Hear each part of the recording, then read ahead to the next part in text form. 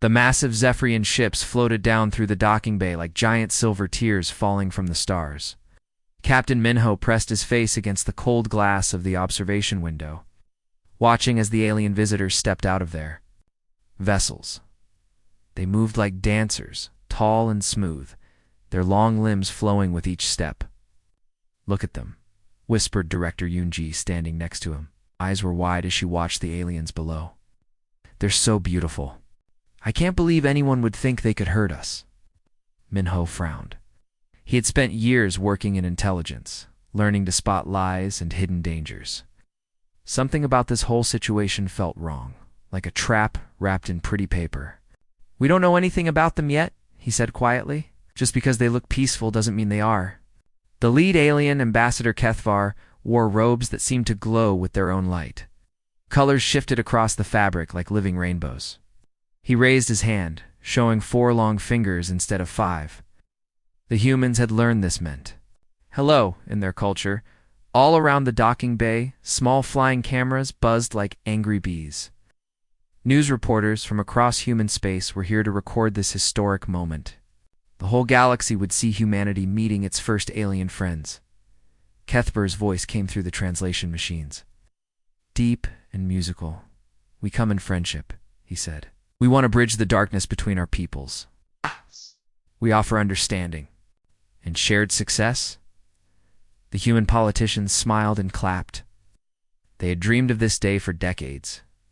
First contact with aliens who seemed kind and advanced. The news broadcasts would make them all look like heroes. But Minho noticed things others missed.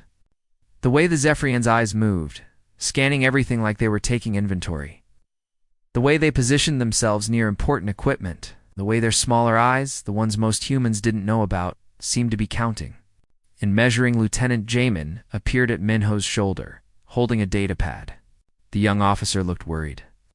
"Sir, we've been scanning their technology, the gifts they brought for us. Some of the parts inside don't match anything we've ever seen." Minho took the pad and studied the readings.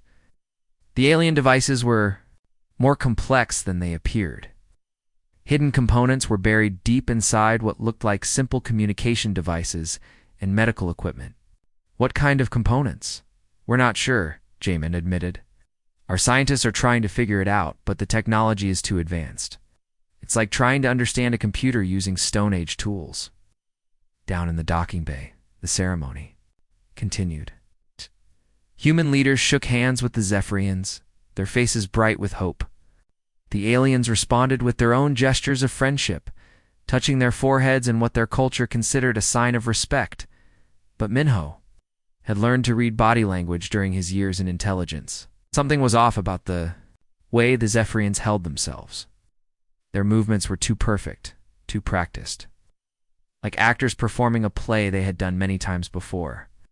Sir Jamin said quietly, "There's something else. We've been trying to research their history. But there's not much information available. Most of the records about civilizations they've contacted before are ... incomplete." "Incomplete how?" Minho asked, though he was starting to suspect the answer. "The civilizations are mentioned in old galactic records, but then they just ... stop. No more communications, no more trade, no more anything. Like they all decided to become isolated at exactly the same time." Minho felt a chill run down his spine. In intelligence work, coincidences were usually not coincidences at all. "How many civilizations?" Jamin checked his datapad. "At least 12 that we can confirm. Maybe more." They all had contact with the Zephyrians, and then within a few decades, they all went silent. The captain watched as the alien delegation was escorted toward their temporary quarters. They would stay at Luna Station for a week before traveling to Earth for the main peace summit. A week to study humanity's defenses, to learn about their technology, to understand their weaknesses. "I want you to start a deep investigation," Minho told his lieutenant. "Find out everything you can about those missing civilizations. Use the archaeological databases, the old exploration records, anything you can find. I want to know what happened to them." "Yes, sir. Should I inform the other departments?" Minho thought about the politicians downstairs, shaking hands with the aliens and making promises about friendship and cooperation. He thought about the news reporters broadcasting messages of hope across human space. He thought about the billions of people who would go to sleep tonight feeling safer because humanity was no longer alone in the universe. Not yet, he said. Finally, let's find out what we're dealing with first. Keep everything classified. If I'm wrong about this, I don't want to cause a panic. If I'm right... He paused, watching the last of the Zephyrians disappear into the station's corridors. If I'm right, we're going to need every advantage we can get. The ceremony ended, and the observation deck began to empty. But Minho remained at the window, staring out at the alien ships that now shared space with humanity's finest vessels. They looked so peaceful floating there in the starlight. It's beautiful even, but beauty, he knew, could be the most dangerous disguise of all. Dr. Haiwan's knees ached as she knelt in the red dirt of the distant planet. The air was thin here, making her breath come out in small white clouds. In her hands, she held a small brush, carefully cleaning dirt away from something that had been buried for decades. It was a toy, a simple carved figure that had once belonged to a child. But this child had been dead for a very long time, the planet. Kepler 44 to be had once been home to a race called the Kythera. They had built beautiful cities with tall, twisted towers that reached toward the sky like frozen tornadoes. Their gardens had been filled with crystals that sang in the wind. All that remained were broken stones and scattered bones. "The tests are finished," said Ginwu, her young assistant. His voice shook a little as he spoke. "The Kythera lived here for 3,000 years. They were peaceful, advanced, happy. Then the Zephyrians came to visit. Within 30 years, every single Kythera was dead." Haiwan stood up slowly, still holding the small toy. The carving showed two figures holding hands. One was clearly a Kythera, with their round heads and large eyes. The other was tall and graceful, with long limbs and flowing robes. It looked exactly like the Zephyrians who had just arrived at Luna Station. This had been a friendship toy, symbol of peace between two species. Now it was evidence of genocide. "It's the same pattern everywhere we look," Haiwan said, gazing across the dig site. Her team of archaeologists worked quietly in the ruins, their faces grim. They had seen this before on other worlds. First, the Zephyrians make contact. They offer gifts and friendship. They start cultural exchange programs. Then, slowly, the native species disappears.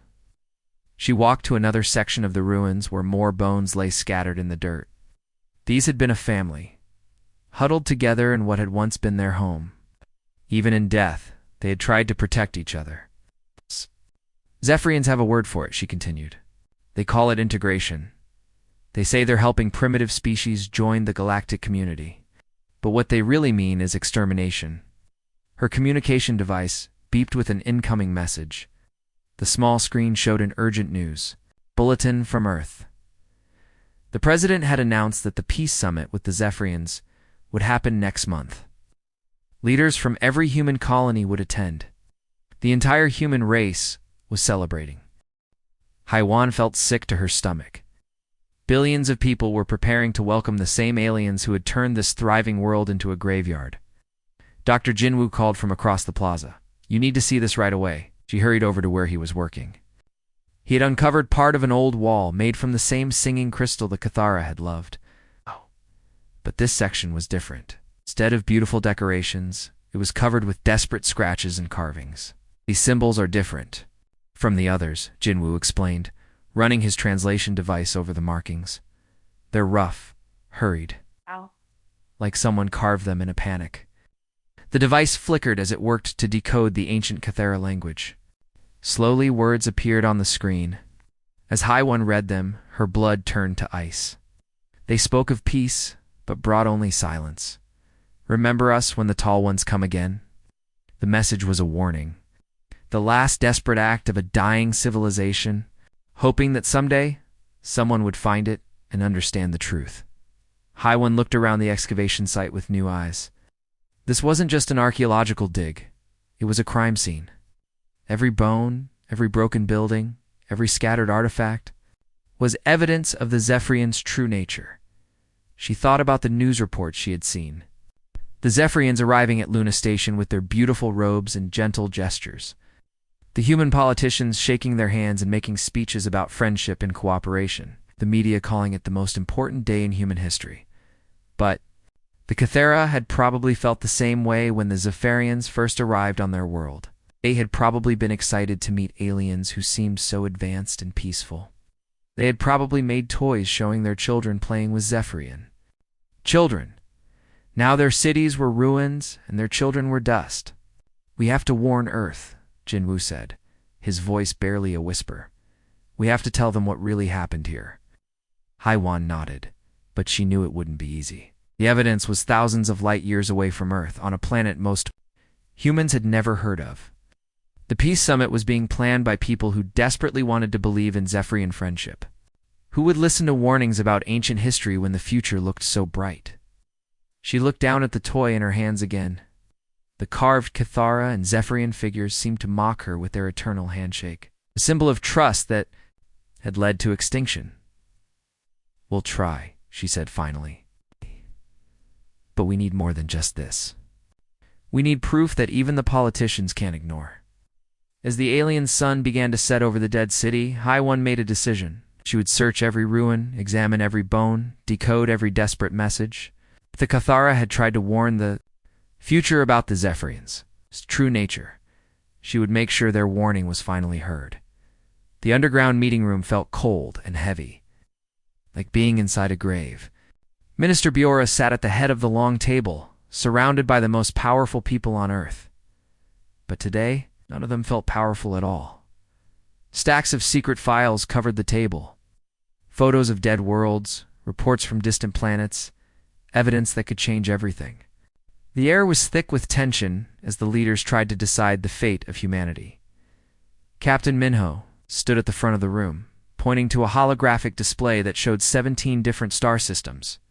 Each one told the same terrible story. "Look at this pattern," he said, his voice steady but grim. "The Zephyrians make contact with a civilization. They offer friendship and advanced technology. They talk about cultural exchange and mutual benefits. Then, within 50 years, that civilization is gone, completely wiped out." The hologram shifted to show the ruins Dr. Haiwan had found. Broken cities, scattered bones, the remains of species that had trusted the wrong aliens. General Tehan, an old soldier with scars on his weathered face, leaned forward. "The evidence from the Cathara planet proves it. Dr. Haiwan's team found weapon traces in the ruins.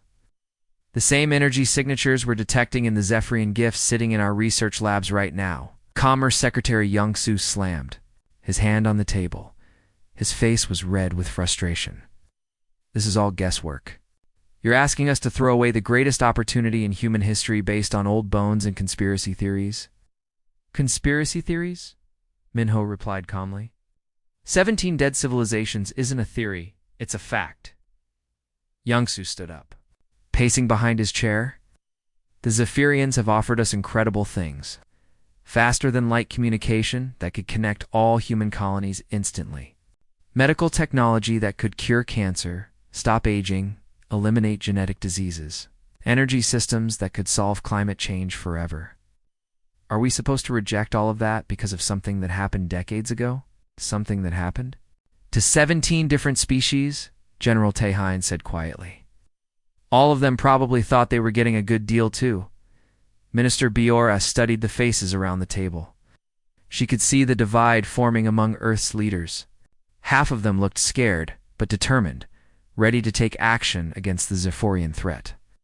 The other half looked desperate, clinging to the hope that the aliens really were friendly. "We intercepted their communications," Minho continued. "The Zephyrians use coded language, but our best translators have been working on it. They refer to humanity as suitable for integration, the same term they used for the Cathara before they destroyed them." Foreign Minister Seung-hee, who had been silent until now, finally spoke. "Integration. That's what they called it when they wiped out the others." "Every time," Minho confirmed. "They don't see it as conquest or genocide. To them, it's just ... integration. Absorbing useful species into their empire and eliminating the rest." But we don't know that for certain, Young-Soo insisted. Maybe integration means something different for us. Maybe we're special, if they really do want to. Be our friends. Maybe, General Tae-hyun said. But are you willing to bet 8 billion human lives on maybe? The room fell silent. Outside, they could hear the distant sounds of Seoul's traffic, the normal noise of a city going about its daily business. People were working, shopping, raising their children, planning for the future. None of them knew that their leaders were deciding whether humanity would survive the next few months. The peace summit is in 2 weeks, Minister Bora said finally. The president has promised the entire world that this will be the beginning of a new golden age for humanity. We're wrong, we look like paranoid fools, General Tae-hyun finished. The president loses face, we all lose our jobs, and history remembers us as the people who almost ruined first contact. And if we're right? Asked Foreign Minister Soon-hee. If we're right, and we do nothing, then there won't be any history to remember us at all, Min-ho said, because there won't be any humans left to write it. Oh. Young-Soo sat back down, his face pale. The president has already signed the preliminary agreements. Zephyrians are bringing their most advanced technology to Earth as a gesture of good faith. If we try to stop this now, it will cause a political crisis. Better a political crisis than human extinction, General Tae-hyun replied. Minister Biora looked at each person around the table. These were the smartest, most experienced leaders humanity had to offer. But they were split down the middle, paralyzed by an impossible choice. We need to make a decision, she said.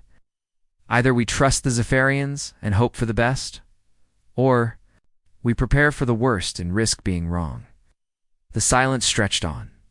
Outside, Seoul hummed with excitement about humanity's alien friends. Inside, the people responsible for protecting that city were discovering that sometimes the most dangerous enemies were the ones who smiled while they destroyed you. The weight of 8 billion lives pressed down on them all, the morning sun made Seoul Peace Plaza shine like gold. Thousands of people filled the huge square, their faces bright with excitement. Today was the day humanity would officially become friends with the Zephyrians. Today was the day everything would change. President Nayoung stood at the tall podium, his voice carrying across the crowd through speakers placed throughout the plaza. My fellow humans, he said, today we step into a new age. No longer will we be alone in the universe. Today, we join the galactic community as equals. The crowd cheered. Children sat on their parents' shoulders, waving small flags with both human and Zephyrian symbols. News cameras captured every moment, broadcasting the ceremony to billions of people across all the human colonies. Behind the president, the Zephyrian delegation stood in perfect formation. Their ceremonial robes shifted colors in the sunlight, creating patterns that seemed to dance. Ambassador Kethfer, their leader, watched the crowd with what humans had learned to interpret as a smile, deep underground in a hidden command center. Beneath the plaza, Captain Min-ho felt like his stomach was full of ice. He and his team had spent weeks preparing for this moment, but not in the way the president wanted. Sir Lieutenant Jamin whispered, his voice tight with fear. The energy readings are spiking. All across the city, the Zephyrian gifts are powering up. The pattern matches exactly what Dr. Haiwan found in the Cathera ruins. Min-ho stared at the screens showing energy signatures from around Seoul. The beautiful medical centers the Zephyrians had built. The communication towers that would connect humanity to the galaxy. The art installations that decorated the city's parks. All of them were charging up like weapons. Above them, President Nayoung finished his speech to thunderous applause. Now it was Ambassador Kethber's turn to speak. The alien stepped forward to the podium, his tall form casting a long shadow across the plaza. The translation device around his neck hummed to life, turning his musical alien language into words humans could understand. Today, Kethfer said, his voice carrying across the silent crowd, we begin the beautiful process of integration between our peoples.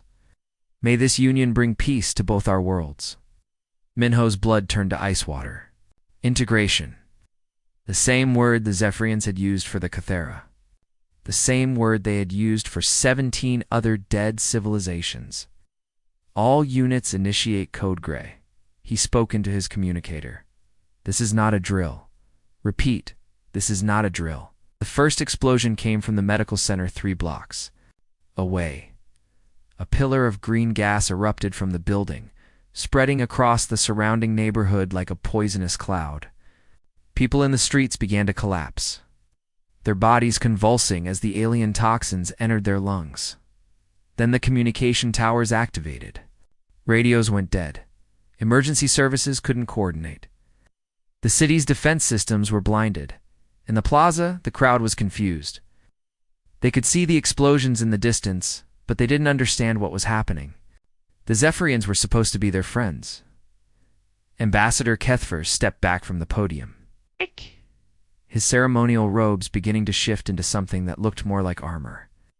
Other Zephyrians throughout the plaza threw off their peaceful disguises, revealing weapons that had been hidden beneath their clothes. "Now you understand," Kethver said, his translation device still working. "Integration is not friendship. Integration is absorption. Your species will become part of ours, whether you choose to or not."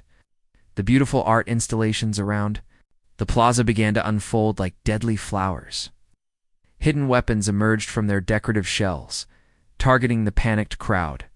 Beams of energy cut through the air, turning the celebration into a massacre. But Minho and his team had been ready. Emergency shields erupted from hidden positions around the plaza, deflecting the worst of the alien weapons. Counterattack forces that had been disguised as security guards revealed their true nature, turning fire with weapons designed specifically to fight Zephyrian technology. President Nayoung tried to run. As he fell, blood spreading across his formal suit, he managed to activate the emergency broadcast system with his dying breath. "Remember who we are." His fading voice echoed across the human colonies through quantum communication systems. The Zephyrians couldn't jam. Remember what they did? Make them pay. The battle for Seoul had begun. Across the city, humans who had been preparing for this moment in secret began to fight back.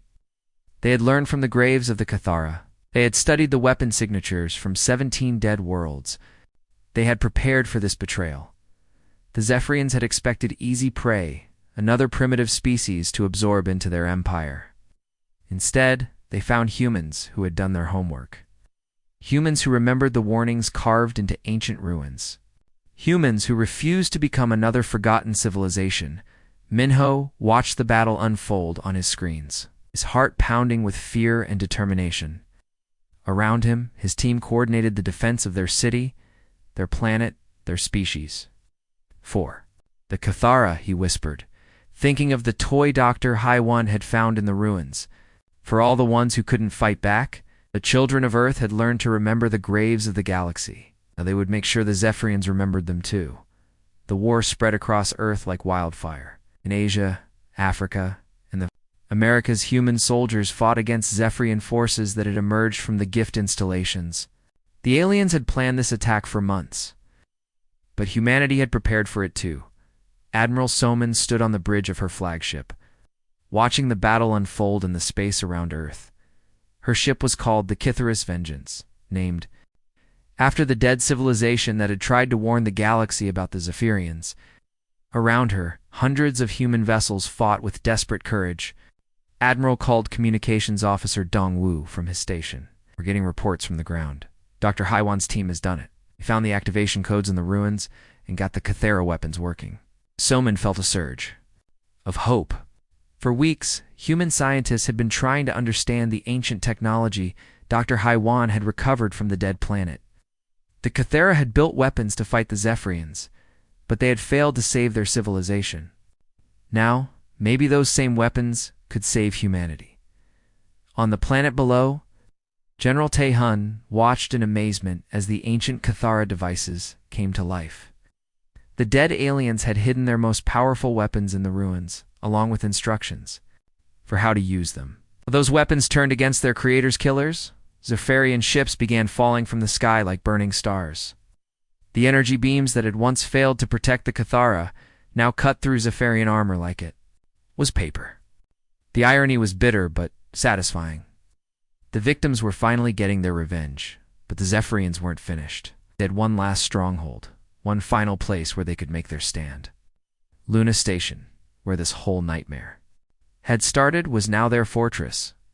Captain Minho led the assault on the station, his team moving through the corridors they had walked peacefully just weeks before.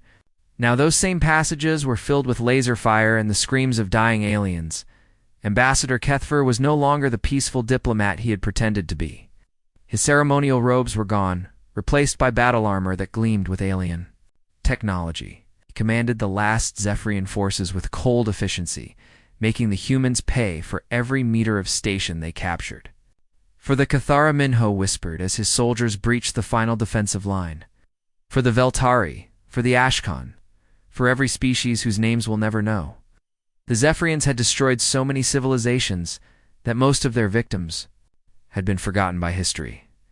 But Minho remembered the files he had studied, the evidence of 17 dead worlds. Each one had been home to billions of living beings who had trusted the wrong aliens. The battle for Luna Station was brutal and close. Humans and Zephyrians fought hand-to-hand in the narrow corridors, neither side willing to surrender. The station's walls were scorched with energy burns, and the air was thick with smoke and the smell of melted metal. Finally, Minho's team reached the command center where Kethfer had made his final stand. The alien ambassador lay dying, his four-fingered hands pressed against wounds that no human medicine could heal. "You think you have one?" Kethfer gasped, his translation device flickering with static. "But you have only delayed the inevitable. There are others like us. The galaxy is not safe for species like yours." Minho knelt beside the dying alien, his face hard with grief and anger. "Maybe," he said quietly, "but at least we'll be ready for them. We learned from your mistakes." When the battle finally ended, Earth was free, but broken. The great cities lay in ruins, their skylines changed forever by the scars of war. Nearly 2 billion humans had died in the fighting, including President Nayang and countless others who had believed in the promise of peace.